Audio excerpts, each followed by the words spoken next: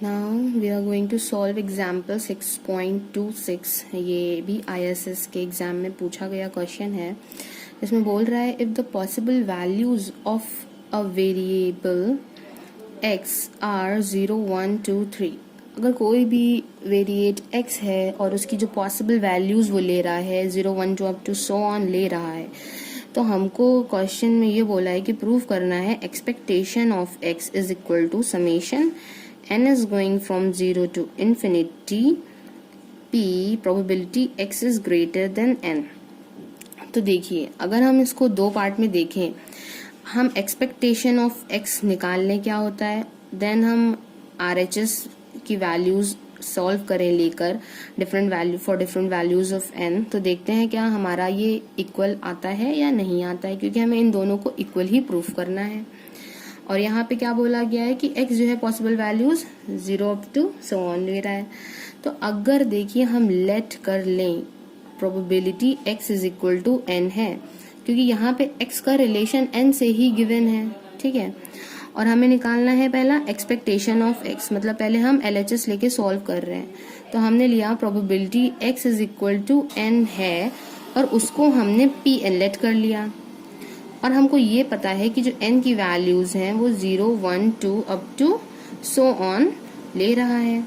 तो हमको ये पता है कि अगर एक्सपेक्टेशन ऑफ x जो है वो एग्जिस्ट करता है तो उसका फॉर्मूला क्या होता है, expectation of x is equal to summation n is going from 0 to infinite.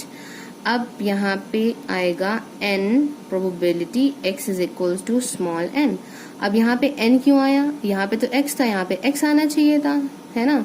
But यहाँ पे n इसलिए हमने रखा क्योंकि हमने लेट किया है कि जो x की वैल्यू है वो n है, तो इस वजह से हमने यहाँ पे n ही रखा और यहाँ पे बोल दिया probability x is equal to n है हमारी. अब यहाँ पे हम वैल्यू प्लेस कर सकते हैं, तो वो हो जाएगा summation n is going from 0 to infinite n into pn, क्योंकि हमने वो चीज यहाँ पे लेट की हुई थी. अब इसके आगे फर्दर हम इसको सॉल्व नहीं करेंगे. अब यहाँ पे हम क्या लेंगे, नेक्स्ट हम लेंगे RHS तो हमारा ये गिवन है. देखिए RHS लिख लेते हैं, n is going from 0 to infinite probability x is greater than n. मतलब कि जो x है वो n से ज्यादा वैल्यू ले रहा है, n से बड़ी वैल्यूज ले रहा है. तो हम क्या ये लिख सकते हैं इसको, probability x is greater than 0, क्योंकि 0 से ही n की वैल्यू स्टार्ट हो रही है, plus probability x is greater than 1 up to probability x is greater than 2 up to dot dot dot. ठीक, अब यहाँ तक हमने इसको लिया. अब देखिए probability x is greater than 0 को क्या हम ये लिख सकते हैं कि probability x is greater than equal to 1, क्योंकि देखिए 0 से ग्रेटर ही हमें लेना है, तो हमने 1 के साथ लेके इसमें इक्वालिटी ऐड कर दी, तो ये बात तो बराबर ही हो गई. Probability x is greater than 1 है, मतलब 1 को हमें वैसे भी नहीं लेना है, तो हमने ग्रेटर देन इक्वल टू 2 लगा दिया, मतलब 2 से ही स्टार्ट करेंगे और 2 से ज्यादा वैल्यूज जो है, बड़ी वैल्यूज है, उनको लेंगे. सिमिलरली यहाँ पे भी probability x is greater than equal to 3 up to so on हो जाएगा. देन यहाँ पे अब 1 से स्टार्ट हो रहा है. अब हमने तो ये लेट किया था ना कि इसकी वैल्यू क्या हमने लेट करी थी, pn हमने लेट करी थी, मतलब प्रोबेबिलिटी को हम pn से ही डिनोट कर रहे हैं. तो यहाँ पे देखिए x की वैल्यू 1 से स्टार्ट हो रही है, तो ये जो प्रोबेबिलिटी है जस्ट इसकी जो वैल्यू आएगी वो आएगी p1 plus p2 up to dot dot dot, है ना, इनफाइनाइट तक जाएगा. प्लस अब ये जो probability x is greater than equal to 2 है, तो ये प्रोबेबिलिटी स्टार्ट होगी 2 से, plus p3 plus up to dot dot dot.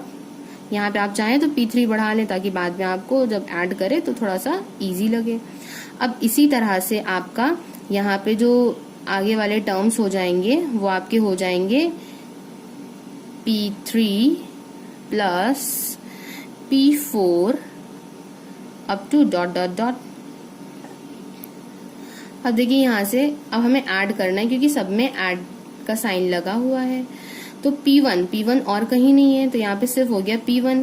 अब देखिए p2 इसमें है और हमारा किसी में नहीं है, दैट मीन्स यहाँ पे 2 टाइम्स p2 हो जाएगा. अब p3 देखिए, p3 P3 मतलब 3 टाइम्स है। अब आगे वाला टर्म भी आप लिख के देख सकते हैं, आगे वाले टर्म्स में P3 नहीं आएगा, तो ये 3 टाइम्स P3 हो जाएगा। और ऐसे ही अब जब P4 के बाद देखेंगे आप, तो वो 4 टाइम्स P4 हो जाएगा। आप आगे के फर्दर टर्म्स लिख के उसको कैलकुलेट करके देख सकते हैं। तो यहाँ पे देखिए हमारा ये इस टाइप की सीरीज है। अगर हम इसको लिखना चाहें तो n टाइम्स Pn हम लिख सकते हैं, क्योंकि n की वैल्यू देखिए कहाँ से कहाँ तक मूव कर रही है। n की वैल्यू जा रही है 1 2 अप टू सो ऑन, जो कि हमें क्वेश्चन में गिवन था। अब यहाँ से देखिए हम क्या कर सकते हैं, इसको हम यहाँ से लिख सकते हैं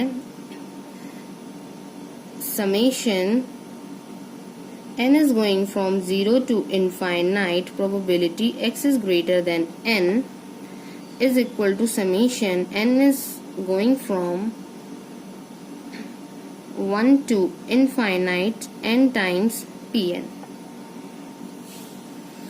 अब वन मोर थिंग, आप यहाँ पे देखिए कि प्रोबेबिलिटी, ये वाला टर्म था, इसकी वैल्यू तो आ गई हमारी summation n is going from 1 to infinite n into Pn, but expectation of x की जो वैल्यू है n 0 से स्टार्ट हो रहा है। तो यहाँ पे देखिए हम ये भी कर सकते हैं, क्योंकि हमें पता है n की वैल्यू जब 0 है तो वो टर्म पूरा 0 ही हो जाना है, और उसकी कोई भी वैल्यू जो 0 है तो वो कोई भी इफेक्ट नहीं डालेगी। तो n is equal to 1 to infinite n into Pn भी हम इसको लिख सकते हैं। तो यहाँ से हम देख सकते हैं जो हमारा LHS है और जो RHS है दोनों इक्वल आ गया, तो ये जो प्रॉपर्टी थी हमारी वो प्रूव हो गई।